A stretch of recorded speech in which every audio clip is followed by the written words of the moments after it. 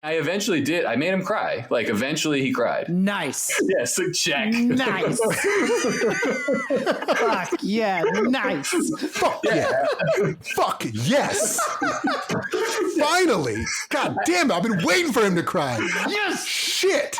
That is the best. Okay, so let's record the intro now. So what did Milkless? Because I think we start with the name. Two dads. We love our kids. But then we also need them to know that we're like pretty cool and it's not like a wimpy podcast. So, hey. Hey, Milkless. Hey, welcome. Hey, Milkless. Call the audience, Milkless. What's up, Milkless? Max coming at you. What if that's it? That's our first take. On this episode of the podcast, we're trying out something brand new. People wrote in questions via Instagram for us to answer. I gotta say, this whole format kind of made us question the whole idea of shows where people send questions about their lives and then you try to answer them with absolutely no context. So take everything we say with a grain of salt. Apologies to the people who wrote in. We mostly end up talking about ourselves because that felt like safer territory.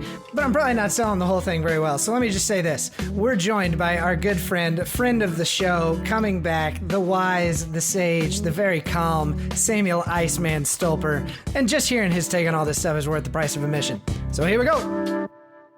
All right, now today we're doing a Milkless Mailbag episode. No, I couldn't think of what to say. That's why I came out that way. Starting over. You're not that way. 3, 2. You're not that way. Max, You're not that way. All right.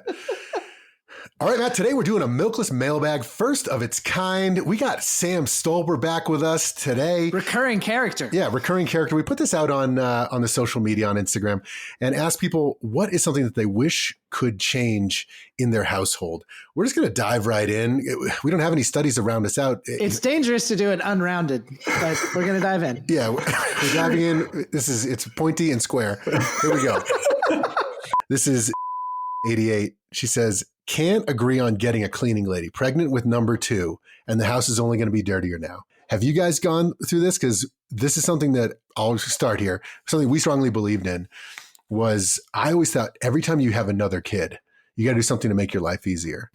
When we had our first kid, we were in a town where you had to take your own trash to the dump. Trash bags, everything, trash juice dripping into the back of your Honda Civic. Like in the back seat one time. And I was like, let's just pay the private trash company to take the car, to impound the car. 1-800-CARS for cash with trash juice. No, like we paid for them to take our trash weekly and it made our life easier. After the second child, we paid for a cleaning person to come in once every 2 weeks. Yeah. I'm a staunch believer in this. Make your life easier after more kids. I like that rule a lot. I only have one child, but if and when we have a second child, I'll take you up on that. I like that mantra. Yeah. So like something's easier in your life. Yeah. Because something just got a lot harder. Well, and the truth is, like, it's not like when you have one kid, you feel like, I got all the time in the world to add a whole nother one of these. So something is you're going to let go of something. You're going to let go of some stuff when you go from 1 to 2 kids. The question is what that is. It's really an exercise in budgeting. And I don't know what 88 and her partner are doing, but when you look at the budget, sometimes you can say, we're going to sacrifice Dunkin' Donuts 2 days a week, which adds up to the cleaning person. It's a hefty Dunkin' Donuts order. Yeah, dude, what are you eating at Dunkin'? I don't even think you can even spend that much. I had like 7 dozen donuts. You got to get that chocolate stick. No, but it's great that you mention the financial considerations because nobody can make that decision for anybody else ultimately. True. Honestly, it's just probably the main consideration. I mean, 88 could have like $700 million in credit card debt. And her husband's just like, yo, stop, Jay. We can't. You need to stop. You're slandering.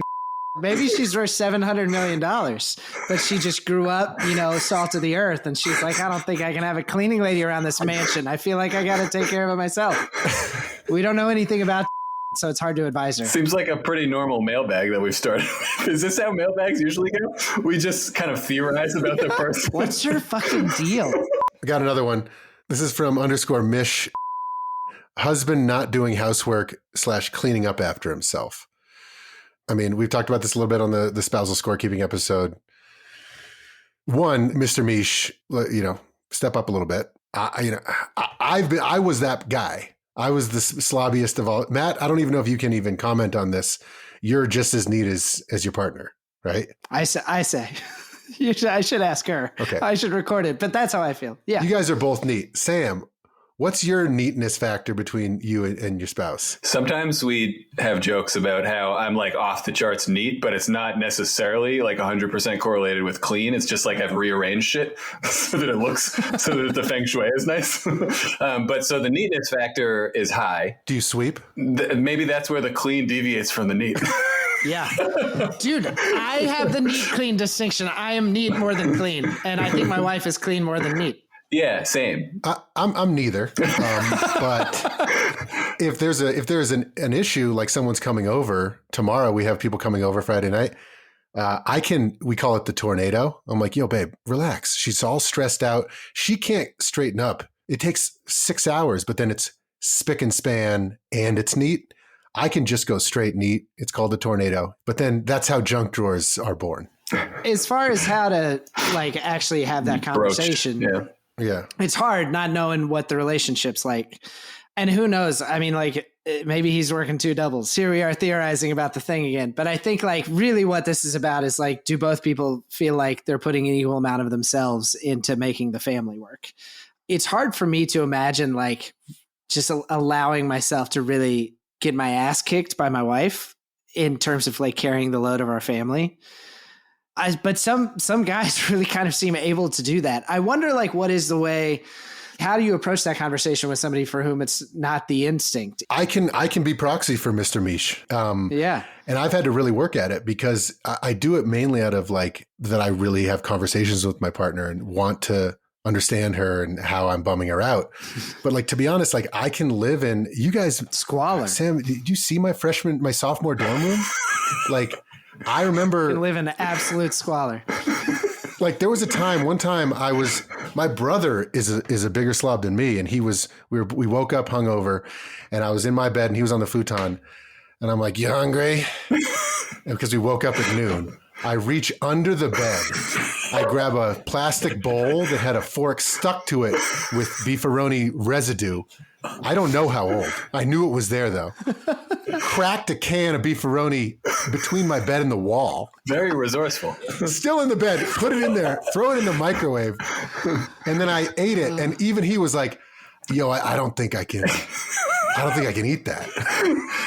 Was that a moment of reckoning for you when your own brother, who you had ranked lower than you on this scale? No, because it's so some people have lower thresholds for things. So, okay, what has made you do this despite the fact that you have absolutely no natural instinct to live like a civilized adult? In private spaces. Because I care about my wife and it's very important to her. And lo and behold, I feel better when things are neater and cleaner. Yeah. Thing is, I struggle. It will probably be a lifelong struggle. You know, I relate to Mish's husband. Here's the thing. It comes down to having a good conversation with your partner. If you guys are sitting down and Mish, you're saying, this is important to me. Like, I really need help. And Mr. Mish isn't working 2 doubles and sleeping 2 hours a night. Mr. Mish needs to step up. We don't want to presume or theorize too much about what's going on in this writer's life and the personalities involved. But if the partner doesn't know that this is important to the writer, then you got to let them know. And here's us saying like, yeah, like we support that. It is the woman's fault. So here's why. No, I'm kidding. I don't know. No, I'm kidding. But no. Yeah, that was a real good joke. That was a good joke. Here's why it is like it could be. Here's not the woman's fault, but sometimes we expect people to feel the way we feel. I expect my partner to understand that I like, words of affirmation. Why don't you understand that, like, when I tell you some of my business ideas, the fact that you aren't just like over the moon, that hurts my feelings. Why don't you get that? Because that's not what she gets. She got bummed out for years that like I was a kind of slob, blah, blah, blah. Like I would let my laundry pile up huge and then do like a month's worth of laundry in a day or something. To be fair, that never happened because she always did my laundry. But other things, I do my laundry now since the spousal score giving episode. But other things, I'm really digging a hole here. There is a way that it is the woman's fault. I'm going to get there. It's what it is she assumed that I was doing this to like hurt her or be a slob. That's not the case. So once we met eye to eye, like this is important to her. We actually talked about it as opposed to like nagging, like when's this going to happen? When's this going to happen? We had never realized like priorities. Once we established that this is important to me, this needs to happen.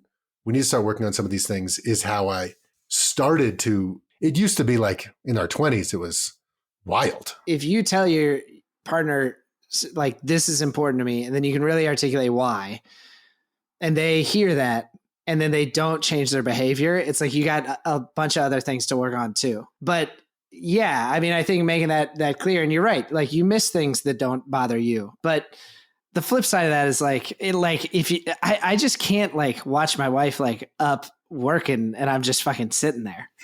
But what if your partner likes to wipe every counter and table every night? I'm not saying this is my wife, but I know of right. Then I'm probably doing something else. But if they're doing that after the kids go to bed, then that's probably their business. What if they like to mop every night? Just mop every night at the end of the night? Yeah. What are we talking about? No, but like, what if you have different thresholds? It can't just be. Yeah, well, yeah. If I see my partner doing all this stuff, I'm gonna step up because Matt Naylor is just good for you. You're gonna get up there and always just be such a upstanding guy. God damn it! I just would suck a dick to be Matt Naylor. Like, no, but what I'm saying is really you need to talk about it because what if you just have different levels of, I think you and your partner, Matt, have very similar things. Yeah. So if one's doing something, in your experience, it's like, better step up. You never know. I know a couple, I won't name them, where one is like extremely wipe the counters at like borderline compulsive. Yeah. That conversation needs to happen because otherwise you can't just like, oh, I got to step up because my wife's working and I'm sitting on the couch. Yeah. No, I agree. I think like the kind of rule I've had for myself is like, until both kids are in bed, there's always something to do. That doesn't mean that like you don't like, we both will like treat ourselves. Like we'll go like get a massage or go on a hike or like play hooky and watch a movie. And then but I just, as a general rule of thumb, I just can't stomach like, oh, I come home from work and then I'm kind of done. You know what I mean? And I think there's still a lot of that out there. Well, but there's difference. Like I adapted to how my partner does it. In my family, they worked kind of late. And once they came home, sometimes we'd have a dinner from the frozen food. We'd eat the dinner and then the sink would be full of dishes. And those dishes would be done in the morning. Yeah. My wife does not do that. And we do not do that in this house. We go to bed every night and the kitchen is like clean. That was an adaptation for me. And I don't see one is right or the other. Yeah, it is good to say that like there's nothing wrong with most ways of doing it. It's just you got to figure out which way works best for everybody. Exactly. Yeah. Got another one. Talk about grandparents and establishing boundaries with them. This is Lem Turner. Now, just to protect our grandparents so we can speak freely, let's talk about grandparents in general, because I think that we all maybe have great in-laws. So it's not about our in-laws. Certainly. Or our grandparents. Or certainly. So generally speaking, if one were to have overbearing grandparents, which are not our grandparents, Is that your interpretation of boundaries? Is like overbearing, like we have overly strong preferences? Yeah, because then they did an embarrassing face. Okay. So I think this is mainly grandparents maybe living in the same town, coming in uninvited. I've heard this from friends of friends and friends. I know of this dynamic. Or just commenting a lot too much on the parenting style. I think it's pretty fraught. Commenting a lot or breaking your routines. They really want the kids to stay over their house. They stay over. They completely break your routines. How much should we just kind of like let it happen? They're grandparents, but when does it creep into something that is fucking you up? Wow. I've been fortunate to not We're not talking about. We're talking about general. Yeah, but I do think like if one would have. You know, Maxie, you and I were in the same city recently, and we were talking about our families and our parents, and talking about there are things that are like just frustrate you about your parents as they get older, and as we get older, and as we have kids. Like everyone has those things, no matter how fucking great your parents are. Just because you're their kid, you'll find something. But I think that like you got to try to distinguish between that and like, oh, is what they're doing impacting my kids in a negative way? To me, like there's a bright line. Like if they're fucking with the kids, it's like, then you really got to step in. Yeah. If they're fucking with you, it's like, how much are you willing to take? Because they raised you, you know? What if they make a choice that you wouldn't make? About what? I have an example. I have a real example, actually. Oh, give it to me. I talked to my mom about it today, and she listens to probably half the episodes. So she may hear this. I wouldn't make this call, but like I kind of fucking love it, and it's on the line, so I feel comfortable saying it. One of our sons is like kind of like has ants in his pants and is bouncing around, and one of our sons just kind of sits and is like a small, tiny adult. And so they're playing Monopoly because they're obsessed with Monopoly, and they play Monopoly with Nana compulsively. I'm not going to exaggerate. I think it's in the hundreds of hours that they've played Monopoly with her. Wow. And, the ants in the pants loves playing too. And she's like, I paid him $100 every time. I was like, I'll give you $100 if you sit down and stop bouncing around. Monopoly dollars. Yeah. Good clarification. And so she would give him, and then he sat down. She's like, and then he sat down and he stopped bouncing around. And she's obsessed with him, by the way. Like is totally in love with him. But like there's some parenting styles that would be like, let them be who they are, blah, blah, blah. Or that's transactional. Yeah. Yeah, that's transactional, whatever. Yeah, sure. I probably wouldn't have done it, but then it's like I could also see myself doing it. But that's the type of thing where I could see some parents like getting all in their grandparents' business. Yeah. To your point, Matt, if they're like being borderline verbally abusive or whatever. But what if they just parent different from you? Yeah, that's interesting. And they almost certainly will, right? Like, yeah, we turned out okay, sort of. The times were different. Yeah. The norms were different. I mean, again, like, God, so much of it comes back to like, we're lucky. Generally, I like trust my parents in their parenting, and I think they're trying hard.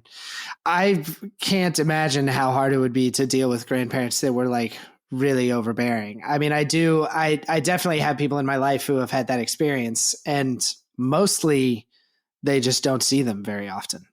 And I think that if it really gets to a point where it's like, oh, this isn't good for anyone anytime we hang out, maybe that's the conversation you have. It's like, this doesn't go well when we all get together. I want to see you, but it keeps not going well. How do we make this go better? Yeah. I mean, to that point, and then I want to hear from Sam, but like, so we have a thing where my parents are very different from my partner's parents. My partner's parents can like kind of sub in as like, kind of like, just like us. And they can stay for a week, and we kind of see them for a few hours every day. My family, I think because we've always lived very far apart on different sides of the country or the world, when we get together, it's like full on, let's hang all the time. My family is very high energy, and it's just a lot, which is why like there's things like one, shortening the visit. If grandparents like, hey, thankfully my parents are very self-aware, and they're like, my mom said something like, yeah, there's an old whatever quote that's like, guests are like fish. Everything stinks after 3 days. They don't stay for longer than that. My partner's parents can stay for longer because it's a different type of vibe. If my parents tried to stay for like a month in our house, it would just be like, no. Like, we fucking love you guys. But like, you don't want that. Let's not do that. What I think of first, for some reason, I think it's not necessarily what this writer was had on the brain, but there's like a stereotype that grandparents will like spoil the child, that it's all fun and games. They get to do what they want. Yeah. They're going to give you the like triple grande macchiato, like turbo shots. And then here's like a scoop of ice cream in it. Yeah. And I see that actually. Same. especially with the food stuff. But for some reason that seeped in as like, it's a cost of doing business. Yeah. It's like, maybe it's harmless enough, or I don't know, or it's like, I think it's cute or something. So I'm cool with it. But there certainly is like a whole bucket of stuff that matters more. It feels like, okay, that actually affects my child, or I perceive that to affect my child in a more negative way, or I feel more strongly about this. And I don't feel any hesitation or embarrassment or whatever in saying like, nah, like, there are kids. Like you can say what, like, if you got needs, if you don't want them to do something, like, it's cool. It doesn't need to be disrespectful. Maybe it will tick them off in the short term, but like, hopefully after some meditation, it becomes okay. The asterisk, I'll say, the thing that I find difficult is like, there's some topics that folks just feel real strongly about. Religion is a thing that I think exemplifies that, people, or, culture, and stuff that you tie to your identity.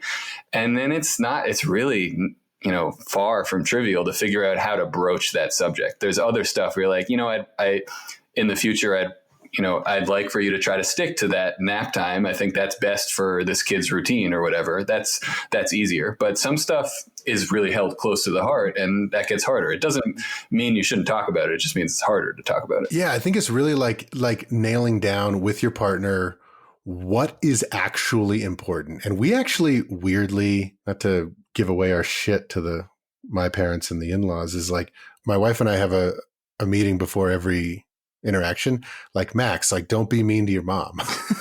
And like, whatever, like, be chill. Like, you love her so fucking much, which is true. So like, we have debriefs. So it's similar. Like, if this comes up, if your parents are religious or something, it's like, they may ask about X, Y, and Z.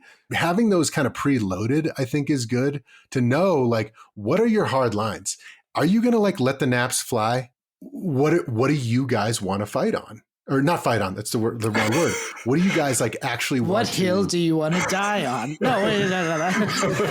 Like, what sword do you want to fall? No. Yeah, no, wait. What do you want to talk to your siblings about why you no longer talk to your parents? But like, there are things that I strongly believe that you should just hold on to. And we're fortunate that my parents and the in-laws are like, they're chill as fuck. Like, we disagree on politics, religion, a lot of stuff, but like, for whatever reason, they all respect all of our shit. So we're lucky in that way. They're good people. Yeah. Yeah. If I was in those shoes, though, in the shoes of Lem Turner, okay, are you being overly like freaking out? Like, they're bringing a gummy pack and lollipops every time, and you don't do candy in your house. You want to die on that hill? Or are they like telling your kids that like evolution doesn't exist? I'll die on that hill. I'll die on that hill, right? Like, let's fucking go. Yeah. But here's the thing. The way to do it, I think, and again, I'm just like speaking a little out of turn, Lemmy baby, is you just kind of say, look, this is something that's non-negotiable. We believe in science in this house. That's just how it's going to go. Yeah, the value stuff. Yeah. But like, if you want to give them all this candy, and also just Emily Oster says that one night of candy, Halloween, hog wild, they can eat an entire 5-gallon bucket of candy. Yeah. It's fine. It's fine. Hey, if the grandparents want to bring an obscene amount of unhealthy foods, it's like, that's their vision. They kind of go nuts at Christmas too. But I feel like it's almost symbolic. It's like, this is an adult in your life that doesn't really have to discipline you, that loves you through the fucking sky, but you don't have to have a complicated relationship. Like, your grandparents just want to spoil the shit out of you.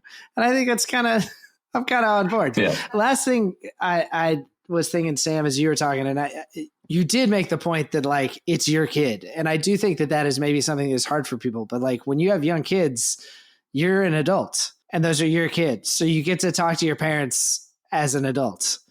And I think that that's pretty hard for a lot of people. Mm-hmm. Maybe it's impossible for any of us to talk to them just like any other adult. But because you have young kids and those kids are your responsibility, you have to be the adults. And then Max, the thing that you said about like those meetings, really like that you and your partner would have, really all that points toward like, all this shit is going to be so hard if you're not a united front with your partner. Whatever the boundaries are around in-laws and grandparents, like, you and your partner, so big that y'all be on the same page. Once again, Maxie, with your tactics, you're like, here's our tactic. It's incredibly functional and it leads to things going well. It's like, I can't argue with that. It's so good. Tactical. Listen, SWAT team, night vision. You got exceptional tactics. This episode is brought to you by Violet Archer and the Case of the Purple Martin. It's a chapter book with illustrations on every page. You can read it to them if they're 5, 6-year-olds, but then as soon as they can read, up till 12, 13, it's an insanely good book with plot twists like worthy of an adult's attention. I love this thing. I'm so proud of Matt and Milkless of putting this thing out. So if you want to support Milkless and get an awesome book for your kids, it'd mean a whole lot to us if you bought it. Check the podcast description for the link to Amazon and buy it today. And if you already have it, you can pop back into Amazon and give us an honest review. Thanks. We got from just straight up me losing my shit. I also got from Jay. Every day I try to not yell, and every day I end up yelling for something. Another one, Lack McGowan, not being able to walk away from a petty argument between children. I wish I could just leave it. I think we've heard a lot from Matt and myself, and I think a lot of people know about us. What I'd love to hear is like how Sam, because you are one of the most chill people I know. Iceman. Do you ever get mad at your kids? Have you found a temper? Because what Matt and I have said on our anger episode, I don't think I was like a mad guy. I never really got mad. Yeah. Do you ever get frustrated or mad with your kids? And I'd love to hear that from one of the chillest cats out there. Well, thanks, Maxie. It's funny how you were like, oh, we got to hear from Sam because he knows how to do this right. And I was like, this one sounds like it's for Matt and Max because they actually do get mad. Right. So you don't get mad, but okay.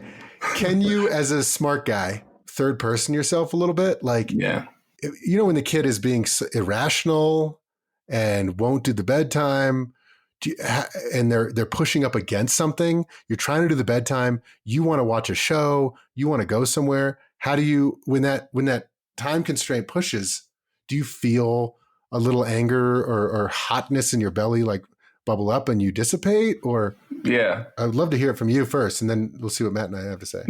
It's on my mind because my son dumped out both of I don't know why we have 2 sets of bananagrams. That's 2 times like 100 tiles, small tiles. Oh, boy. But he dumped out both of them. Together? Mixed them? Yeah. No, dude, we're not using either of those for a while. Well, you got to Google how many sets of L's, Q's, P's. Right. It's some work. And that wasn't lost on me when it was happening, but we don't play a lot of bananagrams right now. So it didn't feel like it was a real big hit. But I was on the phone when he was doing it, and I said to him, like, no, please don't do that. And then he just did it. And then I said to him, okay, you can do that as long as you're going to clean it up. And he gave me his like nod. I don't even think he verbally acknowledged it. It wasn't a credible yes. But I took it. Took it and ran. He dumped the second one out. And then I was like, all right, I'm going to get this kid to clean this up. And I need to instill this ethic in him. And he wouldn't do it. And it was like 2.5 hours of me trying to get him to do it, and he would not do it. And I lost. What the fuck? That's how slow Sam is to boil. Holy shit. What time of day? What day of week? What day of the week? Well, it's not like I couldn't do, it's not like I wasn't doing other things or like totally arrested the day. Paint a little bit more of the picture for us here, Sam. It was Saturday. My wife had to work, unfortunately, had to be out at work. So it was me and my guy. And you got a clarifying question? No, well, just that is so amazing, to be honest. But like, it's heroic. Well, first of all, I lost the war. Second of all, I think a lot of this is that I'm soft. So that's a part of the explanation here. And oh, man. Is your son alpha? No. Is there an alpha? There's no alpha. Maybe it's an egalitarian culture. But so hold on. You never felt hot in your chest that you wanted it to speed up? I did feel myself getting increasingly frustrated, but I also had this out of body observation or experience where I was like, actually, what is really driving the rise in my voice is function. Is like, I want him to know that this matters to me. It was like only a little bit knee jerk. It was almost like I was playing a role. Wow. And I eventually did. I made him cry. Like, eventually he cried. Nice. Yes, check. Nice. Fuck yeah, nice. Fuck yeah. Fuck yes. Finally. God damn it. I've been waiting for him to cry. Yes. Shit. That is the best. It's like, I wasn't so soft that I didn't make him cry. I wasn't so soft that I failed to make him cry. That's true. You did your job out there. You were edging for 2 hours. Damn it. But there's a pride I take in it, and I think there's like a long game thing to my view as well.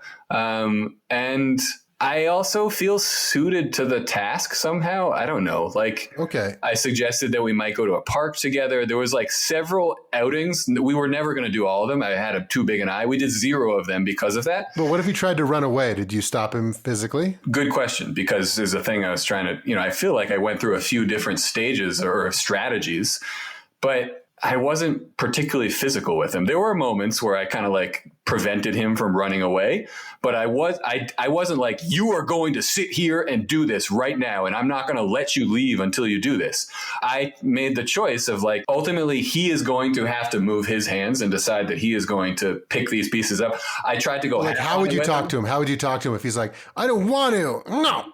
There was a lot of just like, what would you say? How would you talk? I'd say like, this is an important part about being kind and being responsible. It's like, you got to clean these things up. If we can't clean these things up, then we can't play with them. The house will be messy and you won't be doing your responsibility. All the other things you felt like you had to do in the day. Or had you already allocated 2.5 hours to play with your son? Well, the first time we introduced Sam, we talked about how he is slow in some things. His pace is slow. I mean, the fact that it takes you 90 minutes to eat dinner probably makes you a better dad. Well, no, I think this is so interesting because I think it can help me. It's like when you find somebody whose blood is, resistant to whatever. There's a guy who's got blood who's resistant to this one thing. They study him. Like, I want to study Sam. Like, this is, hold on. What's the maddest you've ever been? Have you ever lost your temper where you regretted it a little bit after, where you go, like you yelled a little bit at the kid? No. That's amazing. Wow. I listen to you guys talking. I'm like, man, this one I'm not going to, I can't really identify or share in that. I don't know what it is about me. I mean, what I had budgeted for the morning was mostly stuff with him. And so it felt like he's losing this. I'm losing it too. But like, so I tried to use that on him. It was like, we could have done all these things. I didn't want to guilt him too much, but I wanted to be, whenever he would bring up is like, go tour, like grocery store. I'm listen, like, we could do tactics. Your tactics are not interesting, Sam, because they don't work. They take 2.5 hours. Fair. What is interesting is that you don't get mad, which is incredible. It's incredible. Yeah. I think something I heard that you said is you almost do look at it third person, where you see yourself as father and child, like dyad almost. Like, because when I do that, I feel the same way. Like, I can actually handle really big problems. I agree with that completely, because when I do that, I do well too. When I'm able to see the third person thing. But here's what I would guess that makes Sam have magic blood. You talked about like, Maxie, do you ever feel that fire in your belly or that fire in your chest or whatever? Yeah. That fire in my chest coincides with me losing the ability to think that way very well. Right. There's something that happens in my body. Yeah, it's chemical. That makes it hard for me to keep thinking the way that I want to think about parenting. Right. And whatever that thing is, Sam, it sounds like you just got a slower pulse, because even when you feel yourself getting frustrated, you're not so frustrated that you're not feeling yourself getting frustrated, and still very aware of all the dynamics that are happening. Like, you don't lose control. Yeah. And you don't do something you wish you don't do. I identify as an overanalyst too. And like, I can't act yet because I haven't thought and rethought of these like 65 different elements of the equation here. Yeah. Yeah. Well, there's no free lunch, right? Like, every quality has an inverse side that like makes your life a little harder. Yeah. Thank you, Matt. I knew there was something wrong with him. I know, right? Yeah, we need it. Tell us more about the things that trouble you. Now, so the folks that wrote in for the mailbag, all of them do not have Sam's slow boiling blood. They're maybe more like you and I. And I think that most of the things that I've done that have worked have not been like trying to think my way through to the other side. They've been like just teaching myself to fucking leave the room. This is the moment when you leave the room. And then you walk outside and you take 5 deep breaths, or you go all the way outside. Like, for me, it's been all about trying to keep my body in a place where my mind can do that kind of thinking that you described, Sam. Yeah. And too, I think about like all the stuff we talked about when you lose your shit, like how that is experienced by the kid. Mm-hmm. The kid is just literally developmentally doing their best. With that said, everybody's got a plan until they get punched in the face. Now, if you are a Sam Stolper and have reptilian blood, then it never ires up.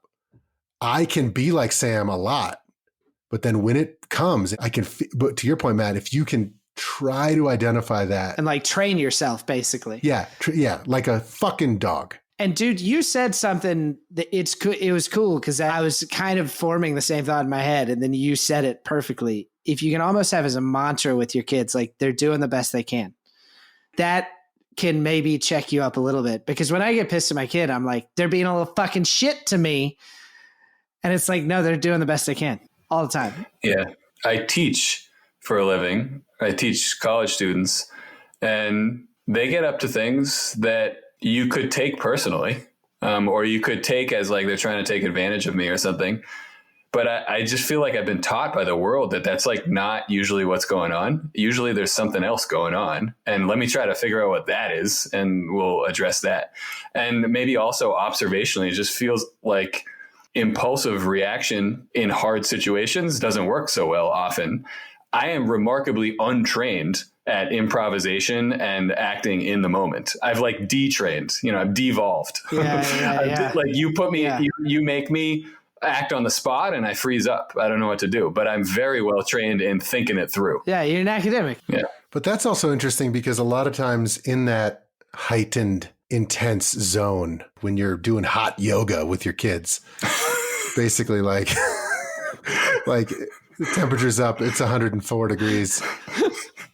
It's almost like you're blacked out. You're like, oh, I can handle this freestyle. At least I do. And I'm like, let's just freestyle. Let's wing this one. And that's when I'm not good. Maybe I'll take one of those as another little tactic that like, just know when you're feeling that hot in the belly, if you don't want to leave the situation because you can't, because you're the only parent home alone with the 3 kids, your first inkling is not the best one. Like, or maybe it's not. I think you can almost always, I've never had a situation where I didn't feel like I could give myself at least 10 seconds of space. And that can make a big difference. And I agree. It's not like you can always like go take a bath to like calm down, but I like any space I've found can be really significant for me. The parenting circumstances vary widely, and I have one child. Personally, I believe that he's making it easy on us. And so, this might change. Maybe you'll find out that I'm a real hothead if we, God willing, have a second child. I will say I have another good buddy, and I remember talking to him when his kid was of a certain age, and I was like, don't you ever just like get real mad and just kind of holler and then feel bad? And he's like, no. And I was like, fuck. And then I saw him like 2 years later when his daughter was like 4, and I was like, you still never yell? And he's like, no, that's over. It was really so we'll see how it goes. But no, I do think you have something unique about you that makes you really well suited to raising kids calmly. It's great. What a thing. Thanks. And for the rest of us, walk in the other room and take breaths. Brought to you by Violet Archer.